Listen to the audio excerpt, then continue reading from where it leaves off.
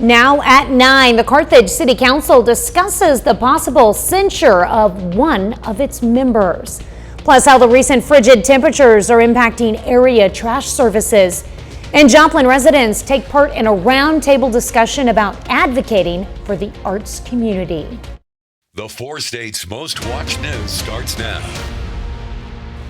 This is KOAM News at 9 on Fox 14. I'm Tanya Bach. The Carthage City Council proposed a resolution to censure one of its members. Now, the resolution is being discussed in tonight's council meeting. The council member at the center of the discussion is Tiffany Cassi. According to City Administrator Greg Dagnan, a censure is an opinion of the council that they disagree with the councilperson's action, but that does not remove the member from the council. KOAM's Fernanda Silva spoke to her and to Dagnan before the meeting to better understand the situation. I feel that it's just another tactic by people who have something that they would like the public not to know. I think that they are trying to stop me from participating in city government. I think that they are trying to stop me from getting my message out. I think they're trying to stop me from asking questions. Carthage Council member Tiffany Cassi says that these are the reasons why the Carthage City Council proposed a resolution to censor her. A lot of the complaints were that I invited citizens to come to meetings, that I thanked them for coming, I thanked them for participating. A couple of times in the list of complaints was that I advised people to call City Hall or call their council person. There's a HR complaint or human resources complaint that led to a very large investigation that is causing it. I really can't share that because it is protected by our HR policies, but that is what initiated this. According to Dagnan, a censure is an opinion of the council that they disagree with the councilperson's action. It needs to be passed by a majority of votes. It's basically just like the other council members saying, hey, we don't think you should be doing that. Would you please stop? We tried reaching out to all the council members, but only 2 answered their phones. David Armstrong says that he has no comments. Alan Snow said that he had no interest in giving an interview. Certain people in the city, I believe, are trying to find a way to either intimidate me or possibly get rid of me. In Carthage, Fernanda Silva, KOAM News. Cassie has been on the council for over a year and her term expires in 2025. Tonight at 10, we will learn the decision made by the Carthage City Council. Well, Chief Meteorologist Doug Eddy joins us with a first look at weather. Well, of course, clouds, drizzle, fog once again for us today, but temperatures well above freezing, which is good. Actually, today finally back to where we should be for this time of the year. 45. 36 is where we started. Normals are 45 and 25. Let's go outside. It's foggy, but temperatures sitting into lower 40s. The roads are wet, so be careful. It's 39 in Stockton, 44 in Anderson, Miami, 41. Parsons is sitting at 39 degrees. We've had some light drizzle, light showers kind of rotate through.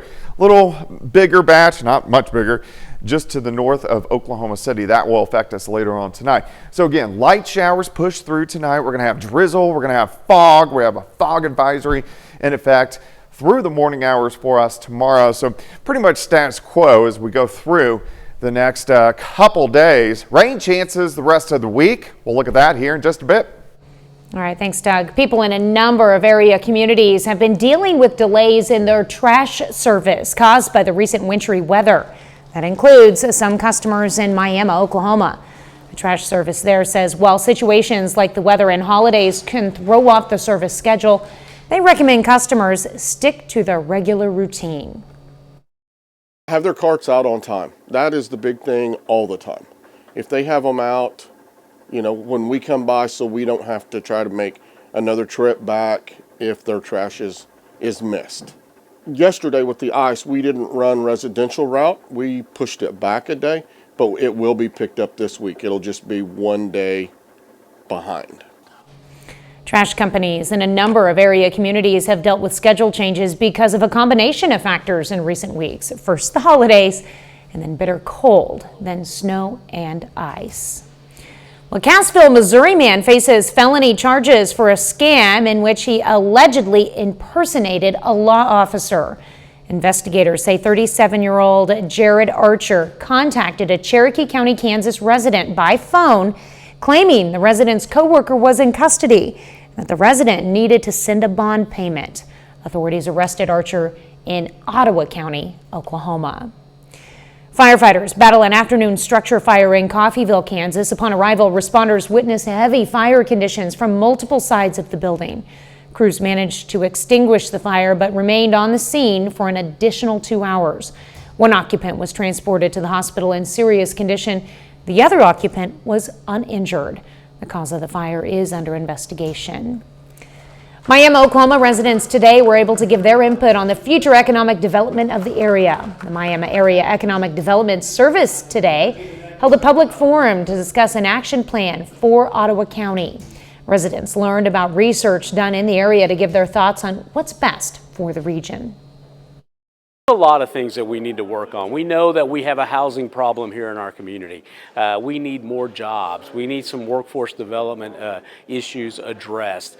We're looking at not only creating more jobs, but it's how you go about creating those jobs. Do you want more retail? Do you want manufacturing? Do you want a combination of both? So what we want to know is, well, what do our residents want?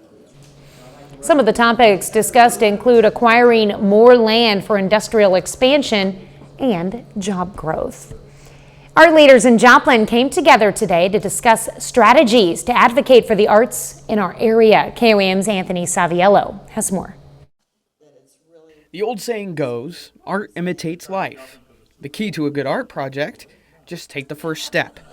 For these community members, that first step is to make sure that art is continuously supported in our community. Who better to speak for the arts than yourself as an arts lover? You know, the legislators need to hear how the arts have impacted your community. If nobody talks about it, then they'll never know, and they won't continue the funding that we get through the Missouri Arts Council for statewide funding for the arts. This roundtable is more than just a discussion.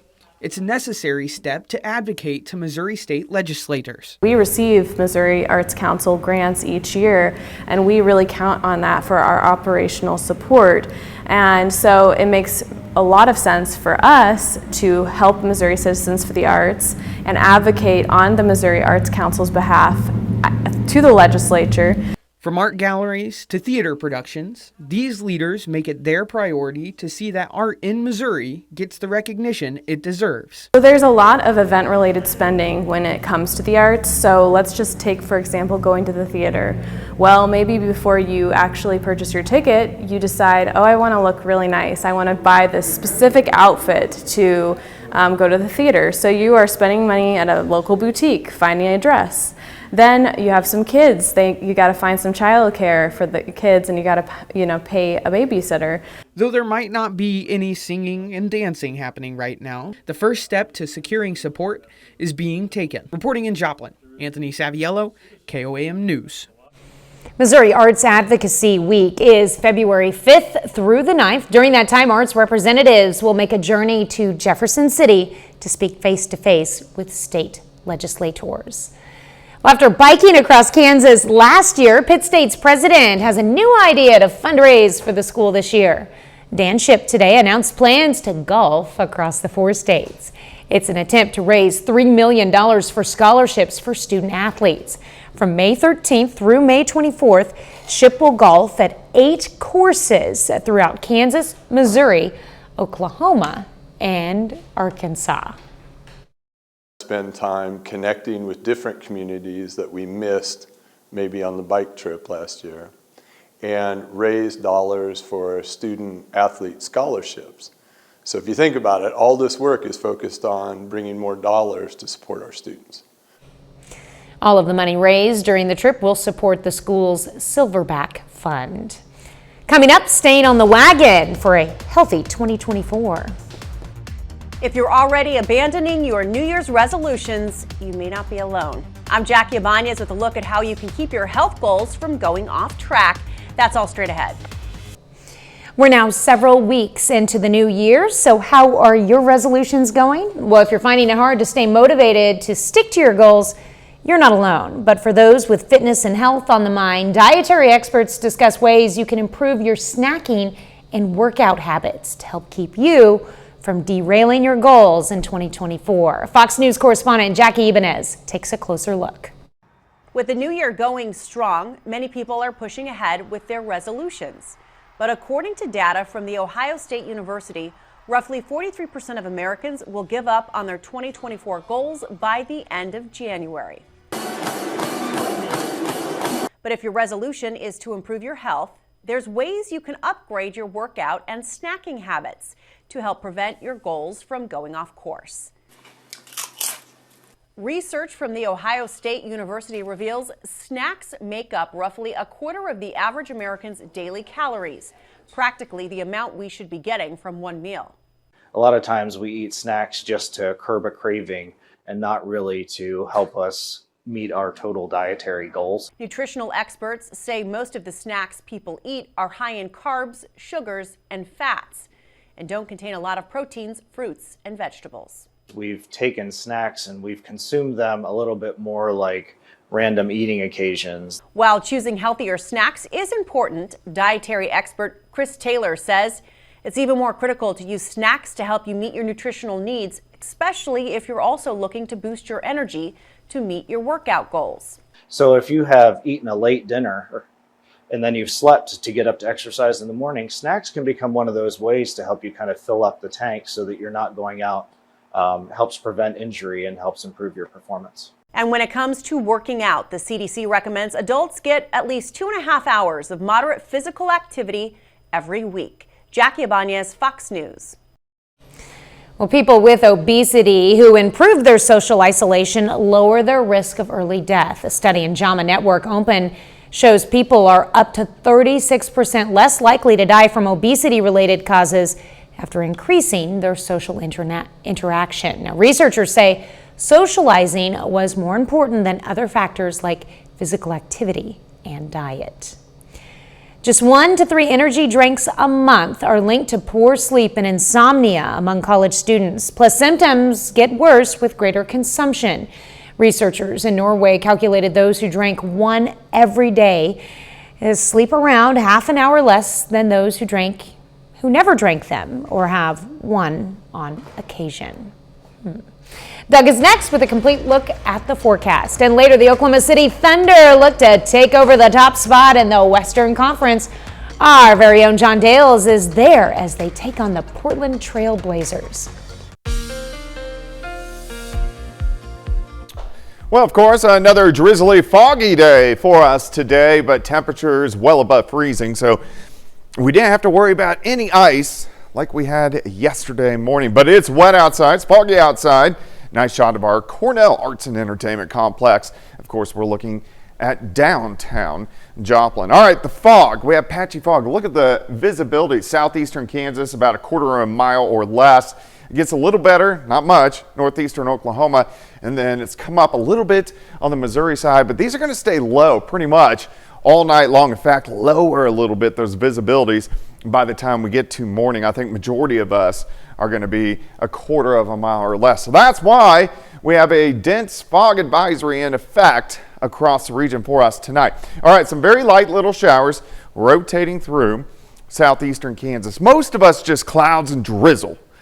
And that's what we're going to see over the next several hours. Now, we are going to see a few showers starting to pick up a little bit later on tonight, but through the metro right now, we're just dealing with drizzle. All right, let's go through time. Here's some light showers. Here's midnight, light showers and drizzle. Temperatures into the upper 30s, lower 40s.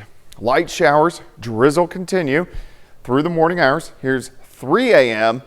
Let me take you to about 5:30 a.m. Any persistent showers kind of working out.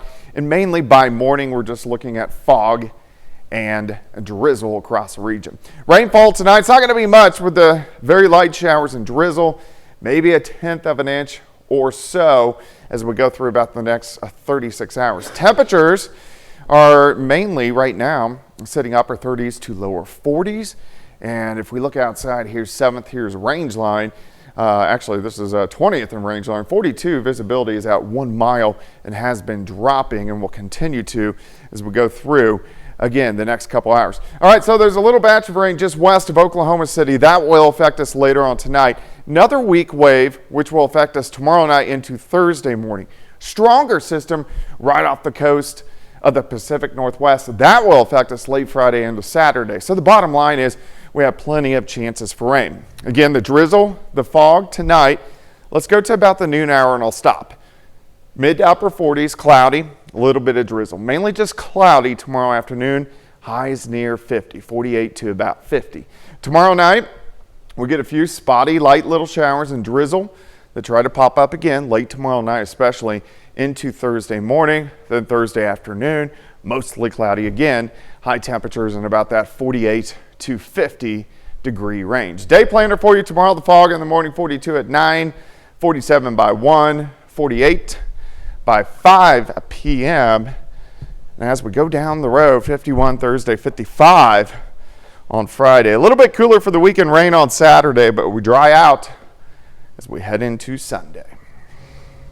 We're going to be ready for a dry out. Yeah, we'll need it by then.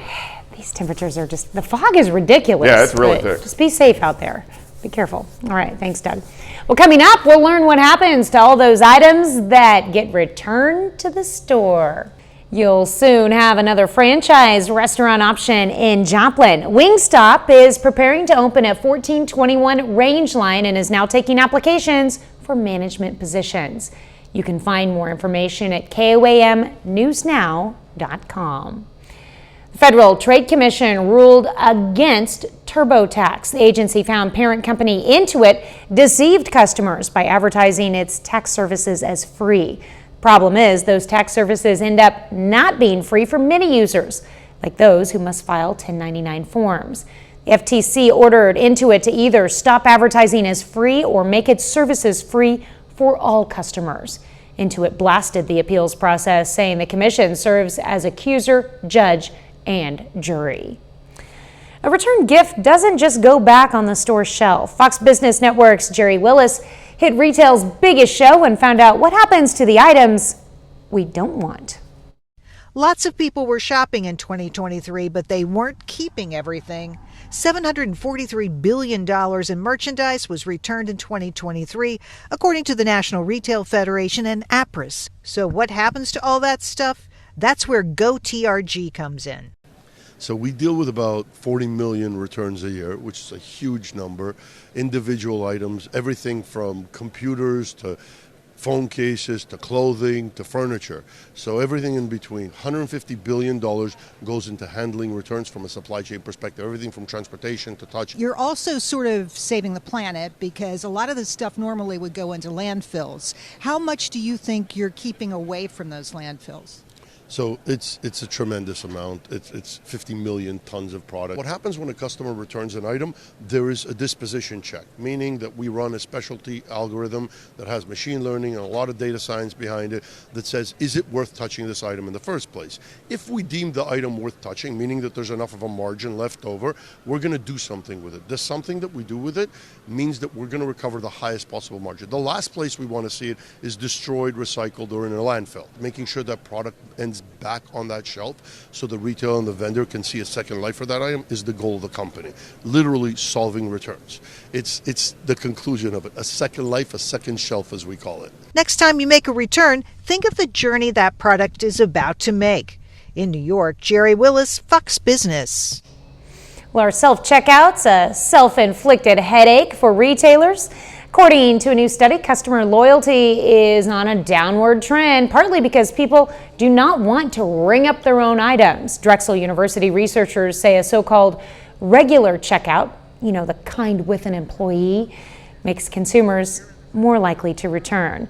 They say interactions make customers, quote, feel like they were treated more valuably. As a result, many retailers are making changes to their self-checkout policies. They'll still check your receipt at the door after you check yourself out. Up next, how two-time Super Bowl MVP Eli Manning is helping provide guide dogs to the visually impaired. A two-time Super Bowl MVP delivered a special handoff today. Eli Manning paired a guide dog with Thomas Panic, the president of Guiding Eyes for the Blind. The dog, named 10 for Manning's jersey number, went through a special running guide program, which means he can help Panic run long-distance races on top of moving through the obstacles of everyday life. Having a guide dog makes it that much easier to have a companion at your side that you're putting your safety in. And I feel like this number is a very special number, Eli. 10 is a good pick, so I appreciate the handoff. Yeah, it's a good name. Guiding Eyes trains and provides dogs to individuals who are blind or experiencing vision loss with no cost at all to the recipient. 30 more minutes of news, weather, and sports is coming your way. Lawmakers in the Senate continue to work on a bill to fund security measures for the southern border. Plus, Defense Secretary Lloyd Austin returns to the job following a surprise hospitalization. You're watching the 4 states' most watched news. This is KOAM News at 9 on Fox 14. I'm Tanya Bach. Voters in New Hampshire today took to the polls to cast their ballots in the Republican presidential primary. Now, several news agencies are projecting Donald Trump to win the contest. This is the second contest in the race for the Republican presidential nomination and Trump's second win. That makes him the first non-incumbent Republican to win in both Iowa and New Hampshire. Senate negotiators are working on a deal with the White House on a border deal to go along with funding aid for Ukraine, Taiwan, and Israel. Fox News correspondent Connor Hansen has more from New York. Though we have made significant progress, there's still more work to do. Senators working on a deal to secure the southern border say they're close, but they aren't quite finished. We're working hard on a bipartisan basis to try to come up with a piece of legislation that will actually help begin to solve this crisis at the border. Senate Minority Leader Mitch McConnell has said he wants a bill on the Senate floor this week. Adding to the holdup, negotiators on both sides also need to come to an agreement on funding for Ukraine, Israel, and Taiwan. As leaders from both sides work to hammer out a deal, other Democrats and Republicans are blaming each other for the crisis, and some have accused each other of sabotaging the deal. If the Democrats were serious about the border, they could have done something when Joe Biden was in his first 2 years of office. Chuck Schumer ran the Senate and Pelosi ran the House. They did nothing, not one single immigration bill. We have the obligation to tune out the hard-right chaos and let the negotiators finish their work. Too much hangs in the balance for our national security, for our border, for our friends around the world. As negotiations continue, House Republicans plan to move forward with articles of impeachment against Homeland Security Secretary Alejandro Mayorkas as soon as next week. In New York, Connor Hansen, Fox News.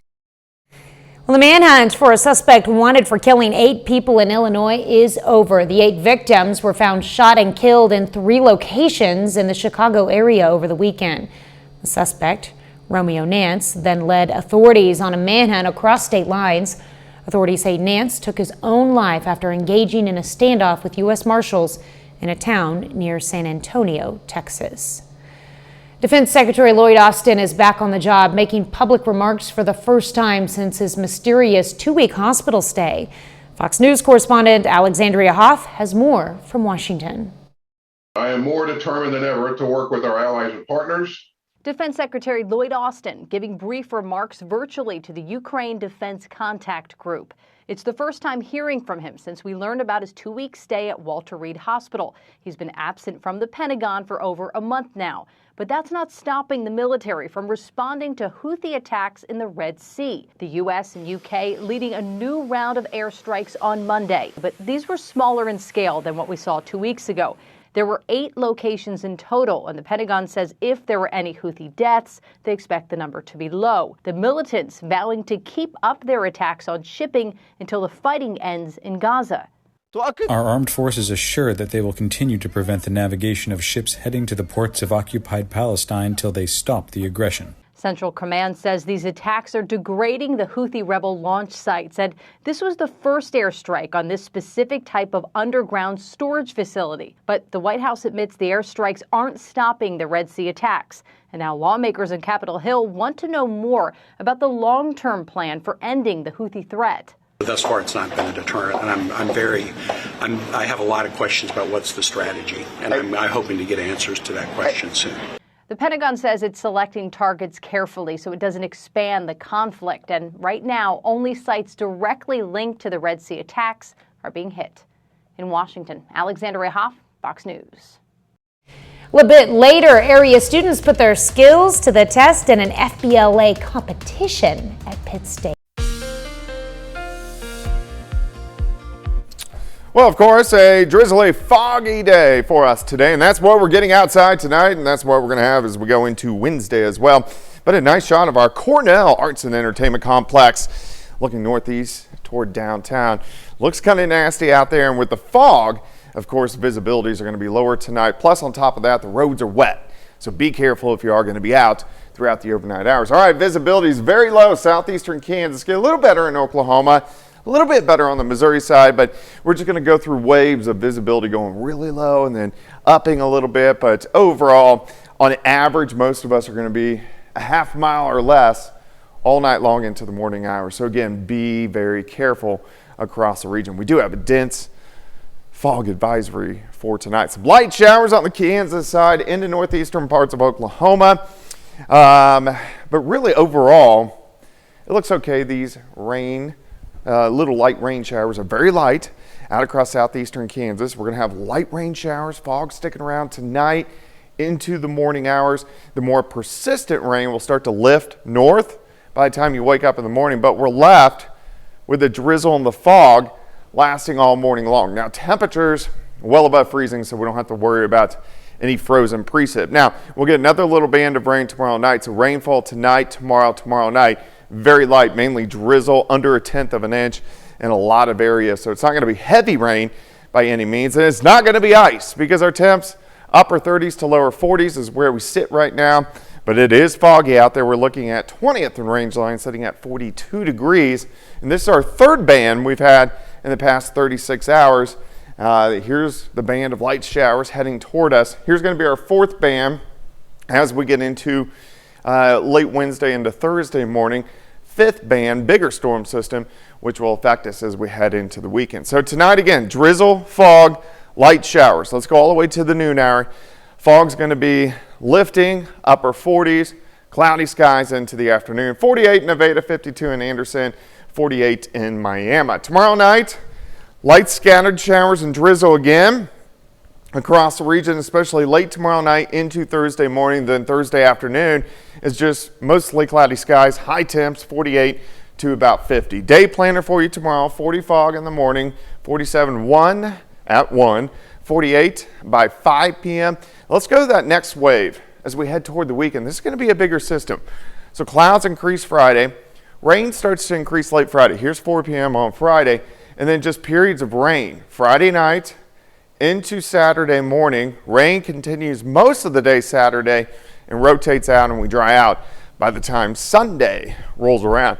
Temperatures stay above freezing, 50 tomorrow, 51 on Thursday, 55 on Friday. We do cool down a bit as we head into the weekend, down into the 40s, but we dry out by Sunday and Monday. All right, well, we'll be ready for that dry out. Yeah. I'm digging these temperatures and keep them coming, Doug. I'm working on it. All right, well, don't forget, you can be the first to know about the day's weather with the KOAM Skywatch weather app. Get severe weather updates sent straight to your phone, free of charge. It's available in the Apple App Store and the Google Play Store, the KOAM Skywatch weather app. Coming up in sports, the Thunder enter the night a half game out of first place. John Dales has more from Oklahoma City up next in sports.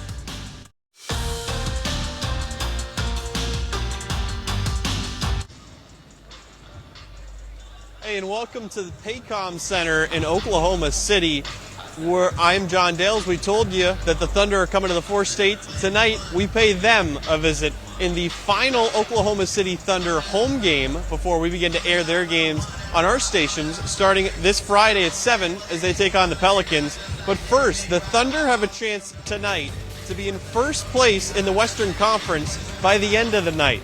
The Trailblazers come into KOAM Arena this evening with a record of 12-30. They're the opponent. Second to last in the Western Conference is Portland. Now, this is the third meeting of the season between these two. The first two have each been blowouts for Oklahoma City. The Thunder won 134-91 back on November 19th. On January 11th, the Thunder won by 62 points. They try to clinch the regular season series tonight.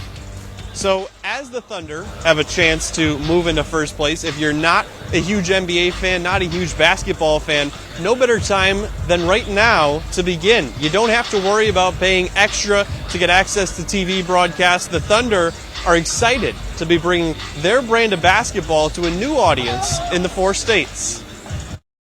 Our broadcast, that's the vehicle to bring all of that Thunder excitement to our fans, to their living rooms. And the best part about all of this, it's the same exact crew that you've grown to love over the course of the year. Chris Fisher, Michael Cage, myself, Nick Gallo, all bringing you the action right there into your home. And so it's going to be a really exciting opportunity for these 8 Friday night games throughout the rest of the regular season. Back in the 4 states, we have another couple of local college basketball teams that are red hot right now. Starting with Missouri Southern women's basketball. Last couple of weeks, fans have been saying, what do the Lions have to do to get inside the top 25? And with the rankings coming out this afternoon today, fans are still asking that question. That's because the newest edition of the coaches poll drops. Southern, despite winning 10 in a row, receiving votes but not ranked. Pitt State out of the top 25, not receiving votes. And Fort Hays State and UCM, the only 2 MIAA teams to be ranked in the top 25. The Lions have beaten both of them. Elsewhere in the 4 states, another team that refuses to lose is NEO. The Golden Norsemen play at home against Western Oklahoma State tonight. They've won 13 in a row. NEO has gotten here in a true team effort. Nobody is averaging more than 13 points or 16 minutes per game. Tip-off in Miami is scheduled for 7:30. But back here with the Thunder, a lot of names to take in and a lot of names to note for Thunder fans. Shai Gilgeous-Alexander, one of them. He's 4th in the NBA this year in scoring with more than 31 points per game. And if you're wondering how much exactly is that a lot? That's more than NBA superstars Kevin Durant, Steph Curry, defending NBA Final MVP Nikola Jokic, Chet Holmgren, another name to know. He's averaging 17 points and 7 rebounds per game. But for now, that's all from Oklahoma City. We'll be back after this. High school students from Kansas came to Pitt State today for a district FBLA competition. Now, FBLA stands for Future Business Leaders of America. KOAM's Samantha Walker has more on what the event offers for students. The Girard High School FBLA hosted 16 Kansas high schools at the district FBLA competition. Students compete in a variety of fields, from graphic design, event planning, and broadcast journalism, which was judged by our very own Tanya Bach. Which the judges are there to help them improve their skills, not looking to figure out who are you not going to hire for the job.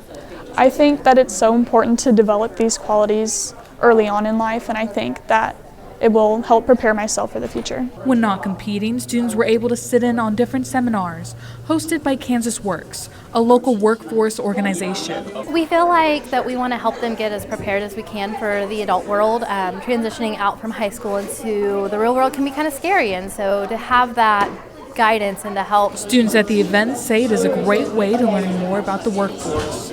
This is something that I can take on to something all the way into my future, whether it be a job or class or a leadership opportunity I have. They have to learn to think on their feet.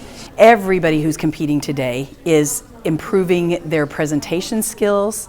There's public speaking events. Organizers say the most important thing about the competition was that students were able to grow as individuals. A little bit more confidence. They hold their head a little bit higher, they're a little bit more comfortable in any situation that at the beginning of the day they would have shied away from, but they're ready to go after it now. In Pittsburgh, Samantha Walker, KOAM News. There were a total of 395 students from 16 schools scheduled to compete, and I was proud to be a judge for them. Well, coming up, the nominations are revealed. We now know who's going for the gold at the Oscars. I'm Ashley Dvorkin in Hollywood with a look at nominees for the Academy Awards coming up. The stars going for the gold at this year's Academy Awards were announced this morning from Hollywood. Fox's Ashley Dvorkin joins us now with a recap. Nominees for the 2024 Academy Awards have been announced, and Oppenheimer leads the way to Hollywood's biggest night with 13, including Best Picture. This is Bella. Fellow films vying for the top title are 11-time nominated Poor Things, 10-time nominated Killers of the Flower Moon, Barbie, which has 8 nominations, though one of the most noticeable snubs with director Greta Gerwig not getting a nod. Also up for Best Picture are American Fiction, Anatomy of a Fall, The Holdovers, Maestro, Past Lives, and The Zone of Interest. Best Director contenders are Justine Triet for Anatomy of a Fall, Martin Scorsese for Killers of the Flower Moon, Christopher Nolan for Oppenheimer, Poor Things director Yorgos Lanthimos, and Jonathan Glazer for The Zone of Interest. I need you here. Lily Gladstone makes history as the first Native American to be nominated for the Actress in a Leading Role Oscar. Joining her are Naiad's Annette Bening, Anatomy of a Fall's Sandra Hüller, Maestro's Carey Mulligan, and Emma Stone for Poor Things. Actor in a Leading Role nominees are Maestro's Bradley Cooper, Coleman Domingo for Rustin, Paul Giamatti from The Holdovers, Oppenheimer's Cillian Murphy, and Jeffrey Wright for American Fiction. People want to love you. In supporting actor are American Fiction's Sterling K. Brown, Killers of the Flower Moon's Robert De Niro, Robert Downey Jr. of Oppenheimer, Ryan Gosling for Barbie, and Mark Ruffalo of Poor Things.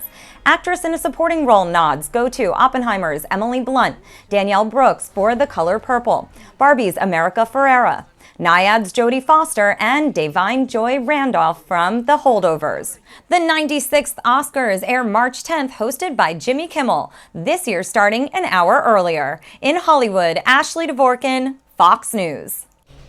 Interesting to see who wins. That's our time for tonight. Thanks for joining us. We're going to leave you with video of a leopard cub battling a snowman at the Nashville Zoo. Who's going to win? Have a great night and an even better tomorrow.